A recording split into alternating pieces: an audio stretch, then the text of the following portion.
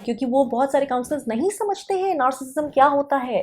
वो आपकी प्रॉब्लम हो सकता है सुलझाने की बजाय और ज़्यादा बढ़ा दें। एक बहुत इंपॉर्टेंट एस्पेक्ट जो बहुत सारी नार्सिसिज्म अवेयरनेस में वो लोग शायद नहीं देंगे, वो है स्पिरिचुअल एस्पेक्ट। थोड़े से स्टेप्स लेके अगर आप हार जाते हैं या थक जाते हैं, आपको लगता है कुछ नहीं हो रहा, तो आप तैयार ही नहीं है इस काम के लिए। मुझे फील होता है इंस्पिरेशन कि मैं एक ऐसा कोर्स निकालूं, क्योंकि ये सारी लोगों की डिमांड्स देख के आप एक वीडियो देखकर कमेंट ना कर दें।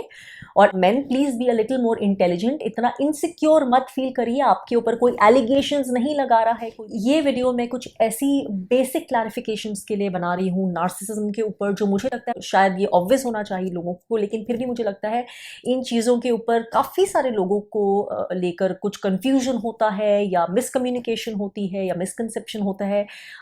जबकि मैं नार्सिसिज्म के टॉपिक पे काफ़ी सारे वीडियोस बना चुकी हूँ, फिर भी मुझे लगता है कि लोग जो है एक बेसिक जो इन्फॉर्मेशन है, कुछ बेसिक क्लैरिटीज़ है, वो मिस कर देते हैं। सबसे पहले तो अगर आप मेरे चैनल पे स्पेशली नए आए हैं किसी नार्सिसिज्म के वीडियो को देखकर, जैसे कि सपोज आपने नार्सिसिस्टिक हस्बैंड का वीडियो देखा है या नार्सिसिस्टिक वाइफ का देखा है या फ्लाइंग मंकीज पे देखा है या कोई भी एक पर्टिकुलर वीडियो देखा है, तो एक वीडियो देखकर ही मत पूछें कि कैसे डील करें इसको, कैसे हम अपने आप को हील कर सकते हैं, कैसे प्रिवेंट कर सकते हैं, कैसे प्रोटेक्ट कर सकते हैं। चैनल पे सर्च करिए कि जहाँ पर एक वीडियो है तो बहुत हाईली चांसेस है कि वहाँ पे और भी वीडियोस होंगे इस टॉपिक पे। तो मेरे ऑलरेडी वीडियोस हैं जिनमें मैंने जो आपके क्वेश्चंस शायद आप पूछ रहे हैं वो ऑलरेडी आंसर्ड है उन वीडियोस में। जैसे बहुत सारे जो अलग अलग टॉपिक्स हैं नार्सिसिज्म पे रिलेटेड, आप उन्हें हील कर सकते हैं कि नहीं, ट्रीटमेंट होता है कि नहीं, इसके ऊपर ऑलरेडी मैं अलग अलग वीडियोस में बहुत डिटेल तरह से बात कर चुकी हूँ, क्लैरिटी दे चुकी हूँ। सबसे इजी तरीका है मेरे चैनल पर नार्सिसिज्म के वीडियोस या कोई भी और वीडियोस देखने का, ढूंढने का, नेविगेट करने का, वो है कि प्लेलिस्ट देखिए हमेशा। प्लेलिस्ट बहुत क्लियरली आपको बताएंगी कि कौन कौन से आपको किस तरह के आप कंटेंट सर्च कर रहे हैं, आप किस पे अप्लाइड स्पिरिचुअलिटी, आप relationships, toxic relationships, heal relationships, dysfunctional relationships, उस तरह के टॉपिक्स ढूंढ रहे हैं, आप स्पेसिफिकली नार्सिसिज्म से रिलेटेड चीज़ें ढूंढ रहे हैं, तो बहुत तरह की प्लेलिस्ट है। So the easiest way to find your way on my channel is कि प्लेलिस्ट ढूंढिए, तो बहुत सारे रिलेटेड वीडियोस ऑलरेडी मिल जाएंगे। तो प्लीज इसी तरह से यहाँ का कंटेंट है जो वो यूज करें। नेक्स्ट क्वेश्चन जो बहुत ही इंपॉर्टेंट है वो ये है कि मैंने कहीं भी किसी भी अपने जो है वीडियो में नार्सिसिज्म से रिलेटेड या और भी किसी वीडियो में नहीं बोला है कि नार्सिसिस्टिक पर्सनालिटी डिसऑर्डर का जो है वो सिर्फ मेन को होता है, या सिर्फ मेन नार्सिसिस्टिक हो सकते हैं, या सिर्फ मेन टॉक्सिक हो सकते हैं, अब्यूजिव हो सकते हैं रिलेशनशिप्स में। मैं यहाँ पर ऑथेंटिसिटी की बात करती हूँ, अप्लाइड स्पिरिचुअलिटी की बात करने आती हूँ, फेमिनिज्म की बात करने नहीं आती हूँ।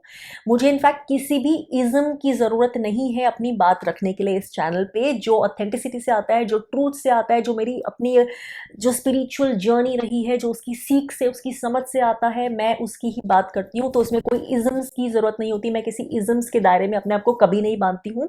जो बात ठीक है वो मैं करती हूँ, हो सकता है वो मेन के फेवर में हो किसी पर्टिकुलर कॉन्टेक्स्ट में, किसी पर्टिकुलर वीडियो में, हो सकता है वो वुमेन के फेवर में हो। तो मैं ये क्लियर करना चाहती हूँ, क्योंकि बहुत बार लोग हैं स्पेशली मेन ऐसे एक वीडियो देखेंगे इसका और उस पर लिखना शुरू कर देंगे कि सिर्फ मेन ही थोड़ी होते हैं, विमेन भी तो होती हैं, या मैम आप तो मेन से नाराज रहती हैं। तो प्लीज इस तरह की अनइंटेलिजेंट बातें मत करिए। पहले किसी का चैनल पूरा देखिए या मेरे चैनल को थोड़े टाइम फॉलो करिए, मेरी बातें सुने कि मैं एक्चुअली क्या बोल रही हूँ और क्या मैं इस तरह की बातें करती भी हूँ जो आप जिस तरह की आप अजम्पशन कर रहे हैं या एलिगेशन लगा रहे हैं। तो अगर आपके अंदर कोई इनसिक्योरिटी है बीइंग अ मेल, तो प्लीज वो चैनल पे रिफ्लेक्ट मत करिए। जो सही है, हक की बात है, सही बात है, वो करने आती हूँ। हाँ, ये फैक्ट है कि ये statistically proven, research proven fact है, क्लिनिकली प्रूवन फैक्ट है कि while toxic abusive main women दोनों हो सकते हैं, रिलेशनशिप्स में दोनों तरह के लोग हो सकते हैं। लेकिन कल्चरली जैसे रहा है, जो हिस्टोरिकली जो रहा है, जिस तरह के कल्चर सोसाइटीज रही हैं, उसमें ज़्यादा टेंडेंसी होती है मेन के अब्यूजिव या नार्सिसिस्टिक भी बन जाने की। तो एज कंपेयर टू वुमेन, अपने आप में जो रेशियो होता है नार्सिसिस्टिक मेन का, वो कहीं ज़्यादा होता है। लेकिन अगेन इसका मतलब ये नहीं है कि नार्सिसिस्टिक वुमेन एग्जिस्ट नहीं करती, बिल्कुल करती हैं, और वो बिल्कुल जो अपने आसपास के लोगों की लाइफ उतनी ही हेल्प करती हैं जितनी एक नार्सिसिस्टिक मेल कर सकता है। तो please let's get this clear. मैंने नार्सिसिज्म के बारे में आपको समझाने के लिए बहुत सारे पहलुओं से, बहुत सारे पर्सपेक्टिव से समझ लेने की शुरू की है, इंक्लूडिंग ऑथेंटिसिटी, कई लोगों को समझ नहीं आता, वो मेरे चैनल पे पहुंचते हैं, एक वीडियो देखते हैं या आधा देखते हैं या आधा भी नहीं देखते, और उनके कमेंट्स शुरू हो जाते हैं कि आप क्या बोल रहे हो, आप लंबी लंबी बातें कर रहे हो, आप सेम चीज़ क्यों रिपीट करे जा रहे हो, क्योंकि उन्हें कॉन्टेक्स्ट नहीं पता, उन्हें पूरी कहानी नहीं पता कि मैं पहले की वीडियोस में क्या बोल चुकी हूँ, मेरा एक जो कनेक्ट है अपने जो रेगुलर व्यूअर्स के साथ वो कैसा है। तो पिछले वीडियोस के हिसाब से मैं उन्हें क्या समझाने की कोशिश कर रही हूँ, किसी लहजे में बोल रही हूँ तो क्यों बोल रही हूँ, उन्हें आधी सी स्टोरी पता होती है क्योंकि वो चैनल को पूरा फॉलो नहीं कर रहे होते, इसलिए उन्हें समझ नहीं आता और वो कंप्लेनिंग मोड में हो जाते हैं। तो प्लीज़ थोड़ी इंटेलिजेंस यूज़ कीजिए। जो मैं कुछ समझा रही होती है, मेरी कुछ फ्रस्ट्रेशन होती है, मैं कुछ समझाने की कोशिश कर रही होती हूँ, क्लैरिफाई करने की कोशिश कर रही होती हूँ, या अगर मैं कुछ स्ट्रांगली बोल रही होती हूँ आपको, तो वो किसी रीज़न के लिए बोल रही होती हूँ, वो एकदम से कहीं हवा में से शुरू नहीं हो जाता। अगर आपको इस चैनल से पूरा जो क्रक्स है, पूरी एसेंस लेनी है हर चीज़ की, तो आपको इसको रेगुलरली फॉलो एटलीस्ट करना पड़ेगा। इस चैनल पे बहुत कंटेंट बनता है, जैसे मैंने कहा बहुत तरह से पहलुओं से मैं एक टॉपिक को समझाने की कोशिश करती हूँ, स्पेशली नार्सिसिज्म का टॉपिक क्योंकि इतना कॉम्प्लेक्स है। वो थेरेपिस्ट या काउंसलर से भी उस तरह की गाइडेंस नहीं मिलेगी, आपको एक ही तरह की गाइडेंस मिलेगी जो उन्हें मेडिकल फील्ड में सिखाई जाती है। और हमें पता है कि नार्सिसिज्म से डील करना सिर्फ वही काम नहीं होता, this a lot of work which you need to do inside you, और वो सिर्फ एक फिजिकल एक्सटर्नल वर्क नहीं होता है। अवेकन्ड होने के लिए, एम्पावर्ड होने के लिए ज़रूरी नहीं है कि कोई डिग्री करे या कोई कोर्स करे। और मैं जितने भी नार्सिसिज्म से रिलेटेड वीडियो बनाती हूँ, मैं एक बारी में एक टॉपिक पे वीडियो बनाती हूँ, तो हो सकता है वो वीडियो, एक पर्टिकुलर वीडियो कोई नार्सिसिस्टिक फादर पे हो, दूसरा वीडियो कोई नार्सिसिस्टिक मदर पे हो, and so on and so fourth. तो मैं हर वीडियो में सारी बातें नहीं कर सकती हूँ, तो जो वीडियो का टॉपिक है मैं ऑब्वियसली उस वीडियो में उसी के ऊपर बात करूंगी ना, लेकिन उससे आप अपने दिमाग में बाकी सारी अजम्पशंस मत लगा लीजिए। नेक्स्ट चीज़, क्योंकि मुझे लोग कमेंट्स में भी लिखते हैं और ईमेल्स भी भेजते हैं और मैसेजेस भी भेजते हैं, तो मैं ये क्लियर करना चाहती हूँ कि मैं ये जो वीडियोस बनाती हूँ ये अपने आप में बहुत बड़ी अवेयरनेस है। इसके अलावा मैं कुछ एनजीओ नहीं चला रही हूँ, या मैं कोई थेरेपिस्ट नहीं हूँ, I am not a psychologist, I am not counsellor at this point of time. मैं इसके अलावा कोई हेल्प नहीं कर सकती, मेरे वीडियोज़ ही आपकी हेल्प है आपको थरोली डीप इनसाइट से अवेयर करने के लिए। ये हमारे स्पिरिचुअल लाइफ लेसन से कनेक्टेड हैं। हमारी बहुत सारी हीलिंग जब हम ऐसे सब्जेक्ट से डील कर रहे होते हैं, ऐसी लाइफ सिचुएशन से डील कर रहे होते हैं, इस तरह के लोगों से, हमारी बहुत सारी हीलिंग स्पिरिचुअल लेवल पे ही होती है। बिना उस हीलिंग के हम फिजिकली अपने सर्कमस्टांसेस में हम सिचुएशन को ना समझ पाएंगे और ना हील कर पाएंगे। इसलिए मुझे लगता है कि मैं आपको जो है logistical advice, research based advice, clinical kind of जो रिसर्च है वो अपनी लोगों को देख परख के अपने एक्सपीरियंसेस से मुझे खुद फर्स्ट हैंड समझ मिली है वो, और प्लस स्पिरिचुअल जो एस्पेक्ट से जो मुझे समझ मिली, जो स्पिरिचुअल अंडरस्टैंडिंग है इस टॉपिक पे, मैं सब कुछ कंबाइन करके देने की कोशिश करती हूँ। तो जो जेन्युइनली हील करना चाहता है, जो बिल्कुल उस स्टेज पे है कि अपनी रिलेशनशिप्स को समझने के लिए, अपनी पावर वापस लेने के लिए, उसके लिए यही एडवाइस अपने कदम बढ़ाना शुरू करने के लिए काफ़ी है, मोर देन इनफ है। लोग चाहते हैं कि कोई उनको मैजिक वॉन्ड दे दे या कोई और उनकी लाइफ में आके कुछ ठीक कर दे, ऐसा नहीं हो सकता, मैं आपके लिए वो नहीं कर सकती हूँ।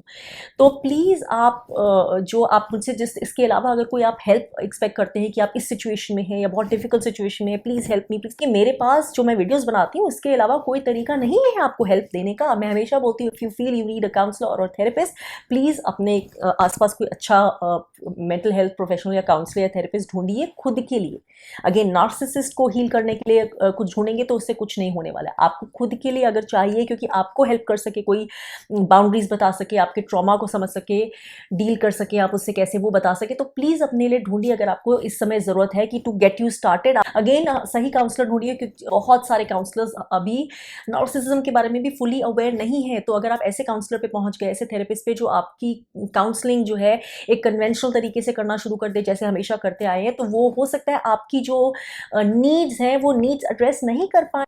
अगर किसी काउंसलर को ये वाली चीज़ें, उनकी अवेयरनेस नहीं है, उनकी एजुकेशन नहीं है, या फिर उनकी हार्ट फेल्ट समझ नहीं है, डीप विजडम नहीं है, पढ़ाई तो की हुई है लेकिन डीप विजडम नहीं है, उसको खुद इंट्रिंसिक समझ नहीं है मैटर्स की, तो हो सकता है वो काउंसलर आपका काम और मुश्किल कर दे। या अगर आप नार्सिसिस्ट के साथ ऐसे काउंसलर के पास जाएं तो आप और ज़्यादा विक्टिमाइज्ड हो गया है, क्योंकि नार्सिसिज्म, उस नार्सिसिस्ट जो है उस काउंसलर को भी घुमा दे, वहाँ पे नार्सिसिस्ट ही विक्टिम एक्ट कर दे। इसलिए ये चीज़ देखने के लिए कि ये नार्सिसिस्ट है, ये विक्टिम एक्ट कर रहा है, this is not the truth. ये भेद पाने के लिए, परखने के लिए भी नार्सिसिस्टिक अवेयर काउंसलर होना ही जरूरी है। मैंने कितने वीडियोस, प्लीज पूरी प्ले लिस्ट चेक करिए, कितने वीडियोस हैं। अगर जिसको जेन्युइनली अपनी हीलिंग करनी है, अपने आप को प्रोटेक्ट करना है, अपने लिए खड़े होना है, तो उसको शुरुआत खुद ही करनी पड़ेगी। इन वीडियोस में दी हुई इंफॉर्मेशन बहुत है, बहुत अप्रोप्रिएट है, बहुत पर्याप्त है आपके लिए वो पहला या दूसरा कदम बढ़ाना शुरू करने के लिए। विक्टिम मोड से निकलिए। अगर आप सोचेंगे कि मैं या कोई और आपके लिए आके वो आपकी स्टोरी चेंज कर देगा, उससे नहीं होगा जब तक आप खुद अपने लिए काम नहीं करेंगे। दूसरी बात मैं आती हूँ, आप लोग पूछते हैं कि आपसे बात हो सकता है, तो उसका अभी कोई पॉसिबिलिटी नहीं है, क्योंकि मेरा ये जो वीडियोस बनाना है यही मेरा तरीका है इंफॉर्मेशन शेयर करने का, यही मेरी सर्विस है। इसके अलावा जो मेरा टाइम होता है वो मेरी बाकी चीज़ों में जाता है, मेरा दूसरा काम होता है, मेरा रेकी वर्क होता है, या मेरी एक अपनी पर्सनल लाइफ है मेरा। So that is something which I can not do. तो प्लीज़ उस तरह की एक्सपेक्टेशंस मत रखिए।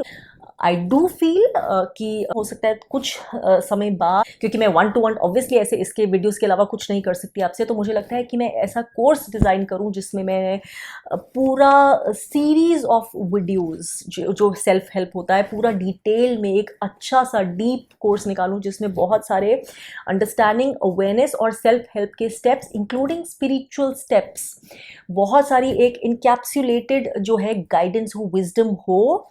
जो लोग इन चीज़ों से डील करना चाहते हैं, अपनी पावर वापस चाहते हैं, जो एक ट्रांसफॉर्मेटिव शिफ्ट चाहते हैं अपनी लाइफ से, एक स्तर से दूसरे स्तर पे पहुंचना चाहते हैं, उनकी स्टोरी चेंज होना शुरू हो जाए जब मुझे समय मिले, क्योंकि वो बहुत लंबा काम है, टेंशन वाला काम है, डिटेल वाला काम है, टाइम देने वाला काम है। तो मैं इंटेंशन है, अब आगे देखते हैं कि किस तरह से वो पॉसिबल होता है। तो जिस दिन मैं इस तरह के कोई कोर्स के साथ रेडी होंगी, तो मैं डेफिनेटली यहाँ पे शेयर करूँगी कि वो कोर्स कहाँ पे है, कहाँ से आप परचेज कर सकते हैं। जो इंटरेस्टेड है जेन्युइनली, टॉक्सिसिटी की या अब्यूज़ की कोई उसका कोई जेंडर नहीं होता है, उसकी कोई नेशनैलिटी नहीं होती है, उसकी कोई फिक्स्ड रेस नहीं होती, कोई फिक्स्ड एथनिसिटी नहीं होती है। हमारा काम है सिर्फ खुद को देखना और खुद की self awareness, self growth, self transformation पे काम करना। बिकॉज एट द एंड जब तक हम ये काम नहीं करना शुरू करेंगे, हम नहीं पहचान पाएंगे कि हम अपनी लाइफ के कितने बड़े क्रिएटर्स हैं, हमारे पास कितनी पावर है। जब तक हम उस पावर से कनेक्ट नहीं होंगे, हम वो दूसरा इंसान भी जो हमें अपनी पावर की तरफ पॉइंट करवा रहा होगा, हम उसका भी मजाक उड़ा देंगे या उसी से नाराज़ हो जाएंगे, क्योंकि हमने खुद से कभी वो देखने की कोशिश की ही नहीं है।